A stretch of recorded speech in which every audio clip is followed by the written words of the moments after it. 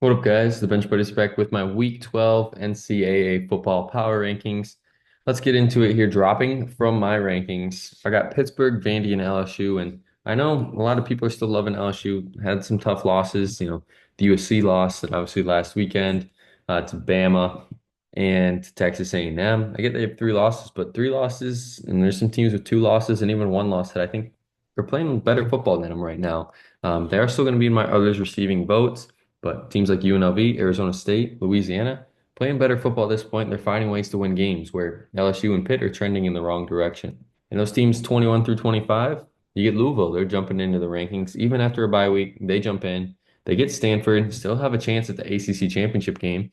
Now with Miami losing, obviously, they have a loss now in ACC play. So it's really wide open. Iowa State, they're somehow, some way still ranked in my rankings. I think they deserve it after a 7-0 start.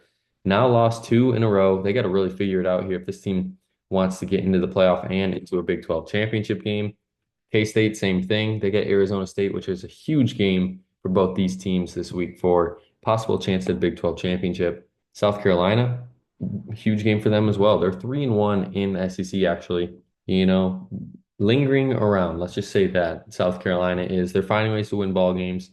Tough team right now, and They beat if they beat Missouri this week, who knows? And Tulane blowing out teams, but they're on the road at Navy, and Navy, still is a good team. They have struggled as of late, but that could be a good game as well. 16 through 20, you find two SEC teams here, and the rest kind of a crapshoot here. A&M, they go up two after their bye week, 7-2, 5-1 in the SEC, could run the table and very easily get to an SEC championship game.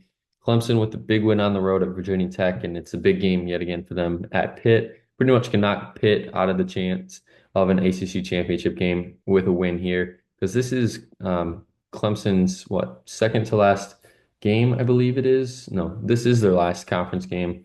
And you get 7-1. I think they're going to be in. Washington State, obviously the Pac-12 only has two teams, so they would be an at-large team, and they can definitely beat New Mexico, be 9-1. Somehow could weasel their way into a ranking if they finish 11-1.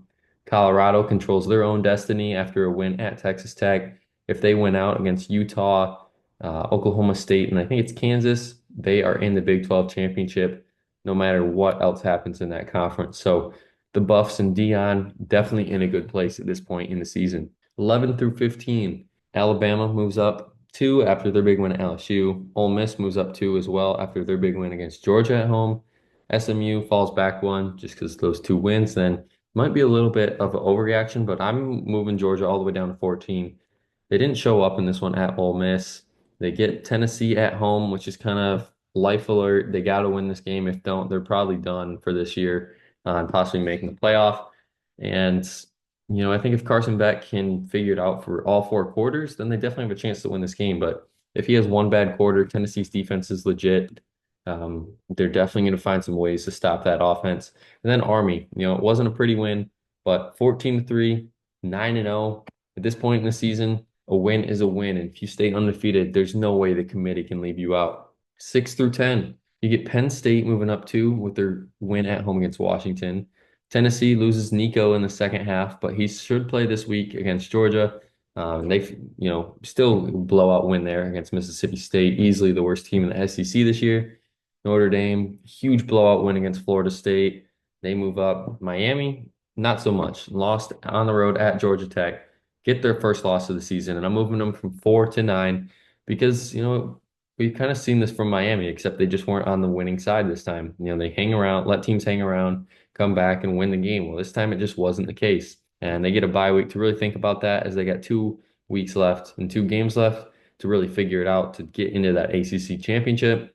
And then Boise State, that one loss to Oregon is still looking really good at this point. Obviously, Oregon, one of the few undefeated teams remaining.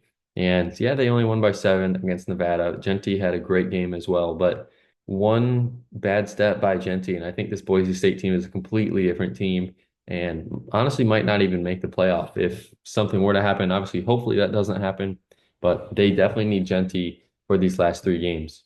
1 through 5.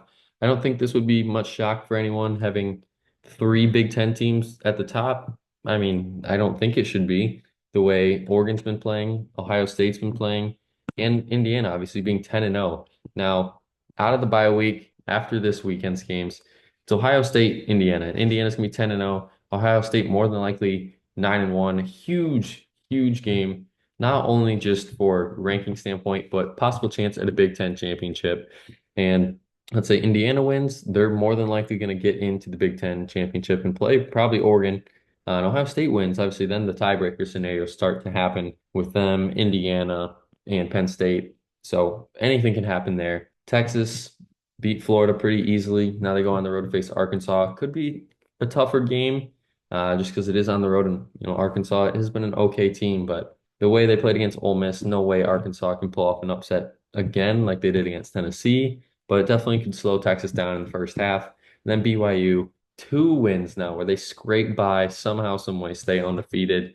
That's kind of why I put them at 5 instead of 4, because I think, they're not as good, I think, as an undefeated team. Obviously, Indiana, I think, is better than BYU at this point because scraping out wins against your rival, I get it, at Utah, tough place to play, even though they're on a down year. Still, a win is a win. But the game against Oklahoma State where they won, I think that one I kind of look at still, and I'm like, they probably should have lost that game to a not good Oklahoma State team. So that still is holding me back. But, if they win out at that point, I feel like, you can't say anything because they're undefeated 12-0 and playing in their conference championship.